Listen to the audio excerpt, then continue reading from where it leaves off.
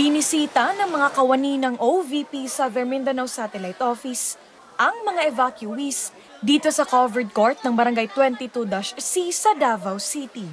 Kabilang sila sa daan-daang residente na nawalan ng tirahan matapos sumiklab ang malaking sunog sa kalapit nitong barangay na 21-C sa Piapi Boulevard.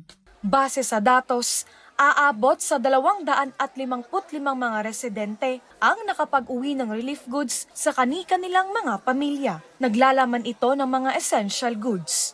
Kwento sa amin ng residente na si Maria Elena, wala siya sa kanilang tahanan nang mangyari ang sunog. Pagkasunog, wala ko diha. Namin sa ospital. Na-admit akong mama.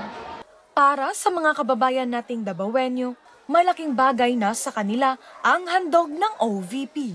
Dako na yung nagtabang kay wala mi mga kulang among expenses, kulang among kita para sa ato nga wala mi katinda. Dako kayong nawala sa kuha. Narito naman ang mensahe ng ilan nating kababayan para sa OVP. Para sa atong Office of the Vice President, unang-una ang local government of Davao naman is very appreciative sa ilahang help paspas.